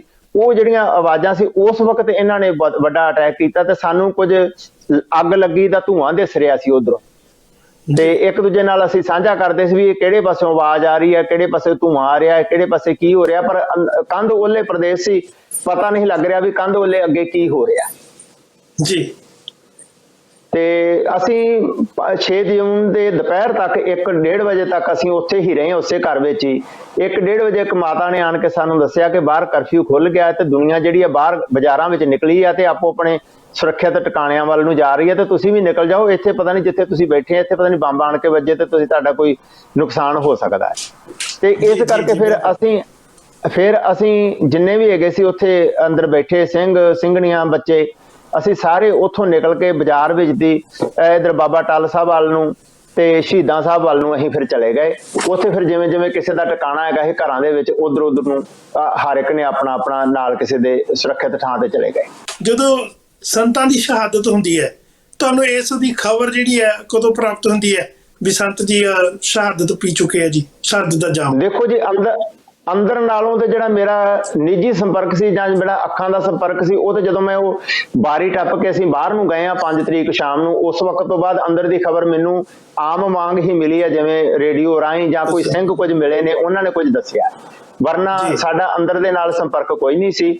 7 ਤਰੀਕ ਨੂੰ ਖਬਰਾਂ ਸੁਣੀਆਂ ਨੇ, ਖਬਰਾਂ ਦੇ ਵਿੱਚ ਹੀ ਜੋ ਕੁਝ ਪਤਾ ਲੱਗਾ ਹੈ, ਵੈਸੇ ਸਾਨੂੰ ਅੰਦਰ ਦੀ ਨਿੱਜੀ ਤੌਰ ਤੇ ਕੋਈ ਮੁੜ ਕੇ ਦੇਖ ਨਹੀਂ ਸੀ, ਜਾਣਕਾਰੀ ਨਹੀਂ ਸੀ। ਤੁਸੀਂ ਸਾਨੂੰ ਅੱਖੀ ਡਿੱਠਾ ਹਾਲ ਜਿਹੜਾ 1 ਤਰੀਕ ਤੋਂ ਲੈ ਕੇ 5 ਤਰੀਕ ਤੱਕ, ਜਦ ਤੱਕ ਤੁਸੀਂ ਬਾਰੀ ਥਾਈ ਨਹੀਂ ਰੱਖਦੇ ਉਦੋਂ ਦਾ ਸਾਰਾ ਵਰਣਨ ਕੀਤਾ ਹੈ, ਤੇ ਇਹ ਸਾਡੇ ਉੱਤੇ ਇੱਕ ਬਹੁਤ ਵੱਡਾ ਅੱਲਾ ਜ਼ਖਮ ਇਹ ਦੁਨੀਆ ਦੇ ਵਿੱਚ ਅੱਜ ਤੱਕ ਕਿਸੇ ਮੁਲਕ ਦੇ ਵਿੱਚ ਨਹੀਂ ਹੋਇਆ ਕਿ ਉਸੇ ਆਪਣੇ ਮੁਲਕ ਦੇ ਵਿੱਚ ਆਪਣੇ ਹੀ ਲੋਕਾਂ ਦੇ ਉੱਤੇ ਤੋਪਾਂ ਤੇ ਬੰਬਾਂ ਦੇ ਨਾਲ ਹਮਲਾ ਕੀਤਾ ਗਿਆ ਹੋਵੇ। ਦੁਨੀਆ ਵਿੱਚ ਇਹ ਸ਼ਾਇਦ ਪਹਿਲਾ ਹਮਲਾ ਸੀ। ਹਾਂਜੀ, ਆਪ ਜੀ ਦਰੁਸਤ ਕਹਿ ਰਹੇ ਹੋ ਜੀ। ਅਸੀਂ 84 ਦੇ ਵਿੱਚ ਅੰਦਰ ਸੀ, ਲੇਕਿਨ ਸਾਨੂੰ ਡਰ ਨਹੀਂ ਸੀ ਲੱਗ ਰਿਹਾ, ਸਾਨੂੰ ਇਹ ਆਸ ਨਹੀਂ ਸੀ ਜੋ ਕੁਝ ਹੋਇਆ ਇਸ ਤਰ੍ਹਾਂ ਹੋ ਸਕਦਾ ਹੈ। ਈਵਨ ਜਨਰਲ ਸ਼ਬੇਗ ਸਿੰਘ ਜੀ ਬਹੁਤ ਮਾਣ ਦੇ ਨਾਲ ਕਿਹਾ ਕਰਦੇ ਸਨ ਕਿ ਅਸੀਂ ਕਿਸੇ ਹਾਲ ਵਿੱਚ ਮਿਲਟਰੀ ਦੇ ਕਾਬੂ ਨਹੀਂ ਆ ਸਕਦੇ, ਕਿਉਂਕਿ ਉਹ ਤੇ ਕਾਨੂੰਨ ਦੀ ਗੱਲ ਕਰਦੇ ਸੀ, ਜਿਹੜੇ ਕਾਨੂੰਨ ਵਿੱਚ ਰਹਿ ਕੇ ਉਹਨਾਂ ਨੇ ਦੇਸ਼ ਦੀ ਸੇਵਾ ਕੀਤੀ ਸੀ। ਉਹ ਕਹਿੰਦੇ ਨਾ ਅੰਦਰ ਟੈਂਕ ਆ ਸਕਦੇ ਨੇ, ਨਾ ਤੋਪਾਂ ਆ ਸਕਦੀਆਂ, ਫੌਜ ਨੂੰ ਅਸੀਂ ਗੋਲੀਆਂ ਨਾਲ ਅੰਦਰ ਵੜਨ ਨਹੀਂ ਦੇਵਾਂਗੇ ਤੇ ਅਸੀਂ ਬੜੀ ਸੁਰੱਖਿਅਤ ਥਾਂ ਤੇ ਬੈਠੇ ਹੋਏ ਆ। ਪਰ ਹੋਇਆ ਉਸ ਤੋਂ ਉਲਟ ਕੇ ਜਦੋਂ ਇਹਨਾਂ ਨੇ ਇੰਨੀ ਘਿਨੌਣੀ ਕਾਰਵਾਈ ਕੀਤੀ ਕਿ ਬੰਬਾਂ ਤੋਂ ਹੀ ਸ਼ੁਰੂਆਤ ਕੀਤੀ। ਪਹਿਲਾਂ ਬੰਬ ਇਹਨਾਂ ਨੇ ਮਾਰੇ ਮੋਰਚਿਆਂ ਦੇ ਉੱਤੇ, ਈਵਨ ਅਕਾਲ ਤਖਤ ਸਾਹਿਬ ਦੇ ਉੱਤੇ ਮੋਰਚਾ ਬਣਿਆ ਹੋਇਆ ਸੀ, ਮੈਂ ਆਪਦੇ ਅੱਖੀਂ ਦੇਖਿਆ ਹੈ। ਉਸ ਮੋਰਚੇ ਦੇ ਉੱਤੇ ਆਣ ਕੇ ਬੰਬ ਵੱਜੇ ਨੇ, ਉਹਦੀਆਂ ਜਿਹੜੀਆਂ ਕੈਂਕਰਾਂ ਜਾਂ ਉਹਦਾ ਜਿਹੜਾ ਮਲਬਾ ਸੀ ਉਹ ਥੱਲੇ ਪਰਿਕਰਮਾ ਤੱਕ ਪਹੁੰਚਿਆ। ਜਿਹੜੇ ਪਾਸੇ ਸਾਡੇ ਕਮਰਿਆਂ ਦੀ ਰਿਹਾਇਸ਼ ਹੁੰਦੀ ਸੀ, ਜਿੱਥੇ ਸੰਤ ਵੀ ਰਹਿੰਦੇ ਹੁੰਦੇ ਸੀ, ਉਹਨਾਂ ਕਮਰਿਆਂ ਨੂੰ ਤਰੇੜਾਂ ਆ ਗਈਆਂ। ਸੋ ਇਹਨਾਂ ਨੇ ਪਹਿਲਾਂ ਸ਼ੁਰੂਆਤ ਹੀ ਬੜੇ ਵੱਡੇ ਬੰਬਾਂ ਨਾਲ ਕੀਤੀ ਸੀ, ਤੇ ਫਿਰ ਬਾਅਦ ਵਿੱਚ ਅਖੀਰ ਤੇ ਜਿਹੜੀ ਇਹਨਾਂ ਨੇ ਐਂਡਿੰਗ ਵੀ ਉਹ ਵੀ ਇਹਨਾਂ ਨੇ ਅੰਦਰ ਟੈਂਕ ਵਾੜ ਕੇ ਤੋਪਾਂ ਦੇ ਗੋਲਿਆਂ ਦੇ ਨਾਲ ਉਸ ਸਾਰੇ ਇਸ ਘੱਲੂਘਾਰੇ ਨੂੰ ਸਮਾਪਤ ਕਰਨ ਦੀ ਕੋਸ਼ਿਸ਼ ਕੀਤੀ ਹੈ, ਜਿਹਦੇ ਵਿੱਚ ਸਾਰੇ ਸਿੰਘਾਂ ਦੀ ਸੰਤਾਂ ਦੀ ਸ਼ਹੀਦੀ ਹੁੰਦੀ ਹੈ। ਤੇ ਇਸ ਨੂੰ ਆਪਦੇ ਆਪ ਨੂੰ ਹਿੰਦੁਸਤਾਨ ਦੀ ਸਰਕਾਰ ਸਮਝਦੀ ਅਸੀਂ ਬੜੀ ਵੱਡੀ ਜਿੱਤ ਕਰ ਲਈ ਆ। ਪਰ ਮੈਂ ਸਮਝਦਾ ਬੜੀ ਇਹ ਘਿਨਾਉਣੀ ਤੇ ਬੜੀ ਬੇਸ਼ਰਮੀ ਵਾਲੀ ਲੜਾਈ ਇਹਨਾਂ ਨੇ ਸਰਕਾਰ ਨੇ ਸਿੰਘਾਂ ਦੇ ਨਾਲ ਲੜੀ ਆ ਕਿ ਇੱਕ ਆਮ ਨਾਗਰਿਕ ਬੰਦੂਕਾਂ ਵਾਲੇ ਉਹਨਾਂ ਨੂੰ ਹੋਰ ਤਰੀਕੇ ਦੇ ਨਾਲ ਵੀ ਜੇ ਚਾਹੁੰਦੇ ਤੇ ਕੰਟਰੋਲ ਕਰ ਸਕਦੇ ਸੀ, ਪਰ ਇਹਨਾਂ ਨੇ ਟੈਂਕਾਂ ਦੇ ਨਾਲ ਜਿਹੜਾ ਕੰਟਰੋਲ ਕੀਤਾ ਜਾਂ ਟੈਂਕਾਂ ਦੇ ਨਾਲ ਚੜ੍ਹਾਈ ਕੀਤੀ ਹੈ। ਸਾਡੇ ਸ੍ਰੀ ਅਕਾਲ ਤਖਤ ਸਾਹਿਬ ਨੂੰ ਢਾਇਆ ਹੈ, ਦਰਬਾਰ ਸਾਹਿਬ ਤੇ ਗੋਲੀਆਂ ਦੇ ਨਿਸ਼ਾਨ ਲੱਗੇ ਨੇ, ਇਹਨੇ ਕਿ ਉੱਥੇ ਤੇ ਸਿੱਖ ਸਾਡਾ ਹੋਰ ਦਿਨ ਹੈ ਬਹੁਤ ਜੀ। ਬਿਲਕੁਲ ਸਹੀ ਹੈ ਕਿ ਕਿਸੇ ਵੀ ਮੁਲਕ ਵੱਲੋਂ ਆਪਣੇ ਹੀ ਮੁਲਕ ਦੇ ਵਿੱਚ ਐਸੀ ਘਟਨਾ ਨੂੰ ਅੰਜਾਮ, ਦੁਨੀਆ ਦੇ ਇਤਿਹਾਸ ਵਿੱਚ ਪਹਿਲਾ ਇਤਿਹਾਸ ਜਿਹੜੀ ਗਵਾਹੀ ਹੈ, ਤੇ ਕਲੰਕ ਜਿਹੜੀ ਇੰਡੀਆ ਗਵਰਨਮੈਂਟ ਦੇ ਉੱਤੇ ਸਦਾ ਲਈ ਲੱਗਿਆ ਰਹੇਗਾ, ਜਿਹੜੀ ਉਸ ਵੇਲੇ ਦੀ ਹਾਕਮ ਸਰਕਾਰ ਸੀ। ਅੱਜ ਦੇ ਮੌਜੂਦਾ ਸਮੇਂ ਵਿੱਚ ਸਾਡੇ ਨਾਲ ਇਹ ਤੀਜਾ ਘੱਲੂਘਾਰਾ ਸਭ ਤੋਂ ਵੱਡਾ ਘੱਲੂਘਾਰਾ ਸੀ। ਇਸ ਤੋਂ ਅਸੀਂ ਅੱਜ ਦੇ ਸਮੇਂ ਵਿੱਚ ਜੇ ਕੋਈ ਅਸੀਂ ਕਹਿਣਾ ਚਾਹੀਏ ਸਾਡੇ ਲਈ ਮੈਸੇਜ ਕੀ ਹੈ ਵੀ ਮੌਜੂਦਾ ਸਮੇਂ 'ਚ ਅਸੀਂ ਆਹ ਚੀਜ਼ ਬੇਹੱਦ ਜ਼ਰੂਰੀ ਕੰਮ ਹੈ ਸਿੱਖ ਦੇ ਵਾਸਤੇ, ਹਰ ਸਿੱਖ ਲਈ ਜ਼ਰੂਰੀ ਕੰਮ ਹੈ। ਇਸ ਜਦੋਂ ਅਸੀਂ ਜੂਨ 84 ਦਾ ਸਾਕਾ ਕਹਿੰਦੇ ਵੀ ਨਹੀਂ ਭੁੱਲ ਸਕਦੇ, ਵੀ ਨੈਵਰ ਫੋਰਗੇਟ 84, ਬਿਲਕੁਲ ਸਹੀ ਹੈ, ਨਾ ਭੁੱਲਣ ਯੋਗ ਹੈ ਨਾ ਬਖਸ਼ਣ ਯੋਗ ਹੈ, ਕੋਈ ਸ਼ੱਕ ਨਹੀਂ। ਪਰ ਅਸੀਂ ਇਸ ਤੋਂ ਸੇਧ ਕੀ ਲੈਣੀ ਹੈ ਤੇ ਅੱਜ ਦੇ ਜੀਵਨ ਦੇ ਵਿੱਚ ਅਸੀਂ ਸੇਧ ਲੈ ਕੇ ਦੁਨੀਆ ਨੂੰ ਕੀ ਦੱਸ ਸਕਦੇ ਹਾਂ? ਭਾਈ ਹਰਪਾਲ ਸਿੰਘ ਜੀ, ਮੈਂ ਬੇਨਤੀ ਕਰਾਂਗਾ ਕਿ ਦਾਸ ਨੇ ਬਹੁਤ ਕੁਝ ਨੇੜਿਓਂ ਦੇਖਿਆ ਹੈ, ਉਹ ਹਾਲਾਤ ਵੀ ਦੇਖੇ ਨੇ, ਉਸ ਵਕਤ ਦੀਆਂ ਜਥੇਬੰਦੀਆਂ ਦਾ ਆਪਸ ਵਿੱਚ ਹੀ ਰੰਜਿਸ਼ਾਂ ਵੀ ਵੇਖੀਆਂ, ਪਿਆਰ ਵੀ ਵੇਖਿਆ ਹੈ। ਉਸ ਵਕਤ ਇੰਨੀ ਸਾਡੇ ਵਿੱਚ ਦੁਬਿਧਾ ਜਾਂ ਇੰਨੀ ਨਫ਼ਰਤ ਨਹੀਂ ਸੀ ਹੋਇਆ ਕਰਦੀ ਸਿੱਖਾਂ ਦੇ ਵਿੱਚ ਆਪਸ ਵਿੱਚ, ਜਿਹੜੇ ਅਸੀਂ ਆਪਦੇ ਆਪ ਨੂੰ ਪੰਥਕ ਤੌਰ ਤੇ ਗੁਰਸਿੱਖ ਅਖਵਾਉਣ ਵਾਲੇ ਆ ਜਾਂ ਪੰਥਕ ਆਗੂ ਸਨ, ਉਹਨਾਂ ਵਿੱਚ ਇੰਨਾ ਕੁਝ ਹੋਣ ਦੇ ਬਾਵਜੂਦ ਅੰਦਰ ਨਫ਼ਰਤ ਨਹੀਂ ਸੀ ਹੁੰਦੀ। ਬੜੇ ਨਾਮ ਬਣੇ ਵਾਲੇ ਉਦੋਂ ਸਾਰੇ ਆਗੂ ਸਨ, ਸਾਰੇ ਲੀਡਰ ਸਨ, ਲੇਕਿਨ ਅੱਜ ਜਿਹੜਾ ਹੈਗਾ ਮੈਂ ਦੇਖ ਰਿਹਾ ਹੈ ਸਾਡੇ ਵਿੱਚ ਨਫ਼ਰਤਾਂ ਦਾ, ਸਾਡੇ ਵਿੱਚ ਵਖਰੇਵੇਂ, ਸਾਡੇ ਵਿੱਚ ਵਿਚਾਰਕ ਮਤਭੇਦ ਇੰਨੇ ਜ਼ਿਆਦਾ ਨੇ ਕਿ ਅਸੀਂ ਇੱਕ ਦੂਜੇ ਨੂੰ ਵੇਖਣਾ ਨਹੀਂ ਚਾਹੁੰਦੇ। ਇਹ ਬਹੁਤ ਮਾੜੀ ਗੱਲ ਮੈਂ ਸਮਝਦਾ। ਘੱਲੂਘਾਰੇ ਨੂੰ ਵੱਡੀ ਸਾਡੇ ਵਿੱਚ ਇਸ ਵੇਲੇ ਦੁਖਾਂਤ ਵਾਪਰ ਰਿਹਾ, ਜਿਹੜਾ ਅਸੀਂ ਖੇਰੂ ਹੋ ਕੇ ਇੱਕ ਦੂਜੇ ਨੂੰ ਵੇਖਣਾ ਨਹੀਂ ਚਾਹੁੰਦੇ, ਇੱਕ ਦੂਜੇ ਦੇ ਨਾਲ ਬੈਠਣਾ ਨਹੀਂ ਚਾਹੁੰਦੇ। ਸਾਨੂੰ ਇਸ ਵੇਲੇ ਲੋੜ ਆ ਕਿ ਆਪਦੇ ਮਤਭੇਦ ਭੁਲਾ ਕੇ ਵਿਚਾਰਧਾਰਕ ਸਾਂਝਾਂ ਜਿਹੜੀਆਂ ਅਸੀਂ ਯੂਨਿਟੀ ਦੇ ਰੂਪ ਵਿੱਚ ਇੱਕ ਜਥੇਬੰਦੀ ਦੇ ਰੂਪ ਵਿੱਚ ਅਸੀਂ ਉੱਭਰ ਗਏ। ਬਿਲਕੁਲ ਸਹੀ ਹੈ ਕਿ ਮੌਜੂਦਾ ਸਮੇਂ ਦੇ ਵਿੱਚ ਜਿਹੜੀ ਭਰਾ ਮਾਰੂ ਜੰਗ ਸਾਡੇ ਕੇ ਵਿਚਾਰਕ ਮਤਭੇਦ ਹੋਣਾ ਸੁਭਾਵਿਕ ਗੱਲ ਹੈ। ਉਹ ਕਿਸੇ ਵੀ ਕਮਿਊਨਿਟੀ ਕਿਸੇ ਭਾਈਚਾਰੇ ਵਿੱਚ ਹੋ ਸਕਦੇ ਆ ਜਿਹੜੇ ਵਿਚਾਰਕ ਵਿਖਰੇਵੇਂ ਨੇ। ਮੌਜੂਦਾ ਸਮੇਂ ਵਿੱਚ ਜੇ ਅਸੀਂ ਕੋਈ ਬਹੁਤ ਹੀ ਵੱਡੀ ਸੇਧ ਲੈਣਾ ਚਾਹੁੰਦੇ ਹਾਂ ਤਾਂ ਵੱਡੀ ਗੱਲ ਇਹ ਹੈ ਕਿ ਅਸੀਂ ਆਪਣੇ ਮਨ ਦੇ ਵਿੱਚ ਕੋਈ ਐਸਾ ਭੇਦ ਨਾ ਰੱਖੀਏ ਕਿ ਅਸੀਂ ਇੱਕ ਦੂਜੇ ਦੇ ਕੋਲ ਬੈਠਣ ਲੱਗੇ ਜਾਂ ਇੱਕ ਦੂਜੇ ਨਾਲ ਵਿਚਾਰ ਕਰਨ ਤੋਂ ਵੀ ਅਸੀਂ ਗੁਰੇਜ਼ ਕਰੀਏ। ਤੇ ਸਮੇਂ ਦੀ ਅੱਜ ਸਭ ਤੋਂ ਵੱਡੀ ਲੋੜ ਇਸੇ ਚੀਜ਼ ਦੀ ਹੈ ਵੀ ਜੇ ਅਸੀਂ ਸਾਕਾ 84 ਤੋਂ ਕੁਝ ਸਿੱਖਣਾ ਚਾਹੁੰਦੇ ਹਾਂ ਨਾ ਤਾਂ ਸਾਡੇ ਲਈ ਇੱਕ ਵੱਡੀ ਲੋੜ ਵੀ ਇਹ ਹੈ ਕਿ ਅਸੀਂ ਭਰਾ ਮਾਰੂ ਜੰਗ ਜਿਹੜੀ ਸਾਡੇ ਵਿੱਚ ਅੱਜ ਚੱਲਦੀ ਵੀ ਹੈ ਇਸ ਤੋਂ ਸੁਚੇਤ ਹੋ ਕੇ ਆਪਸੀ ਪ੍ਰੇਮ ਪਿਆਰ ਜ਼ਰੂਰ ਰੱਖੀਏ। ਬਹੁਤ ਅੱਛੀ ਗੱਲ ਹੈ ਜੀ। ਸੋ ਸਾਨੂੰ ਇਸ ਵੇਲੇ ਏਕਤਾ ਦੀ ਇਤਫਾਕ ਦੀ ਬਹੁਤ ਜ਼ਿਆਦਾ ਲੋੜ ਆ। ਏਕਤਾ ਇਤਫਾਕ ਬਿਨਾਂ ਅਸੀਂ ਕੋਈ ਵੀ ਆਪਦਾ ਕੌਮ ਦਾ ਘਰ ਕੌਮ ਦਾ ਕੋਈ ਅਸੀਂ ਆਉਣ ਵਾਲਾ ਸਮਾਂ ਬੱਚਿਆਂ ਨੂੰ ਸਿੱਖੀ ਨਾਲ ਜੋੜ ਤਾਂ ਹੀ ਸਕਾਂਗੇ ਜੇ ਸਾਡੇ ਵਿੱਚ ਏਕਤਾ ਹੋਏਗੀ। ਨਹੀਂ ਤਾਂ ਸਾਡੇ ਬੱਚੇ ਵੀ ਸਿੱਖੀ ਤੋਂ ਮੁਨਕਰ ਹੋਣ ਨੂੰ ਖੜੇ ਨੇ। ਅਸੀਂ ਉਹਨਾਂ ਨੂੰ ਕਿਵੇਂ ਜੋੜ ਸਕਦੇ ਹਾਂ? ਆਪਦੇ ਆਪ ਨੂੰ ਗੁਰੂ ਚਰਨਾਂ ਦੇ ਨਾਲ ਪਿਆਰ ਨਾਲ ਆਪਸੀ ਭਾਈਚਾਰਕ ਏਕਤਾ ਦੇ ਨਾਲ ਤੇ ਗੁਰੂ ਸੱਚੇ ਪਾਤਸ਼ਾਹ ਦੀ ਨਾਮ ਬਾਣੀ ਸਿਮਰਨ ਭਜਨ ਦੇ ਨਾਲ। ਤੁਹਾਡਾ ਬਹੁਤ ਧੰਨਵਾਦ ਭਾਈ ਸਾਹਿਬ ਜੀ। ਤੁਸੀਂ ਪੰਜਾਬੀ ਮੀਡੀਆ USA ਨੂੰ ਸਮਾਂ ਬਖਸ਼ਿਸ਼ ਕੀਤਾ। ਬੜੇ ਖੁੱਲ੍ਹ ਕੇ ਤੁਸੀਂ ਆਪਣੇ ਜੋ ਜੀਵਨ ਬਾਰੇ ਤੇ ਜੋ ਪੰਥਕ ਵਿਚਾਰਾਂ ਨੇ ਜੋ ਸ੍ਰੀ ਅਕਾਲ ਤਖਤ ਸਾਹਿਬ ਵਿਖੇ ਇਹ ਭਾਣਾ ਵਾਪਰਿਆ ਮੌਜੂਦਾ ਸਮੇਂ ਅੱਜ ਦੇ ਦਿਨ ਚੱਲਦੇ ਪਏ ਨੇ ਉਹਨਾਂ ਬਾਰੇ ਖੁੱਲ੍ਹ ਕੇ ਵਿਚਾਰਾਂ ਦੱਸੀਆਂ। ਅਸੀਂ ਤੁਹਾਡਾ ਤਹਿ ਦਿਲੋਂ ਧੰਨਵਾਦ ਕਰਦੇ ਹਾਂ। ਵਾਹਿਗੁਰੂ ਜੀ ਕਾ ਖਾਲਸਾ ਵਾਹਿਗੁਰੂ ਜੀ ਕੀ ਫਤਿਹ। ਹਾਂਜੀ ਪਿਆਰੀ ਸਾਧ ਸੰਗਤ ਜੀਓ, ਆਪ ਜੀ ਸਰਵਣ ਕਰ ਰਹੇ ਸੋ ਭਾਈ ਸਰਵਣ ਸਿੰਘ ਜੀ ਸਰੀ ਕੈਨੇਡਾ ਨਿਵਾਸੀ ਜੋ ਸਾਕਾ 84 ਦਾ ਜਿਹਨੂੰ ਕਿ ਭੁਲਾਇਆ ਨਹੀਂ ਜਾ ਸਕਦਾ ਸਾਡੇ ਉੱਤੇ ਸਮੇਂ ਦੀ ਸਰਕਾਰ ਵੱਲੋਂ ਥੋਪਿਆ ਗਿਆ ਸੀ। ਉਸ ਦੀ ਪੂਰੀ ਜਾਣਕਾਰੀ ਡਿਟੇਲ ਵਾਈਜ਼ ਸਾਨੂੰ ਦਿੱਤੀ। ਅਸੀਂ ਉਹਨਾਂ ਦਾ ਤਹਿ ਦਿਲੋਂ ਧੰਨਵਾਦ ਕਰਦੇ ਹਾਂ ਤੇ ਅਸੀਂ ਆਸ ਕਰਦੇ ਹਾਂ ਕਿ ਤੁਹਾਨੂੰ ਇਹ ਪ੍ਰੋਗਰਾਮ ਕਿਸ ਤਰ੍ਹਾਂ ਲੱਗਿਆ ਸਾਨੂੰ ਜ਼ਰੂਰ ਦੱਸਣਾ। ਸਾਡਾ ਜੋ ਪੇਜ ਹੈ ਉੱਥੇ ਸਾਰੇ ਨੰਬਰ ਵਗੈਰਾ ਸਕਰੀਨ ਤੇ ਚੱਲਦੇ ਰਹਿੰਦੇ ਆ ਤੇ ਕੋਈ ਵੀ ਤੁਸੀਂ ਜਾਣਕਾਰੀ ਹੋਰ ਲੈਣੀ ਹੋਵੇ ਤੁਸੀਂ ਉਹਨਾਂ ਤੇ ਨੰਬਰਾਂ ਤੇ ਕੰਟੈਕਟ ਕਰ ਸਕਦੇ ਹੋ। ਵਾਹਿਗੁਰੂ ਜੀ ਕਾ ਖਾਲਸਾ ਵਾਹਿਗੁਰੂ ਜੀ ਕੀ ਫਤਿਹ ਜੀ।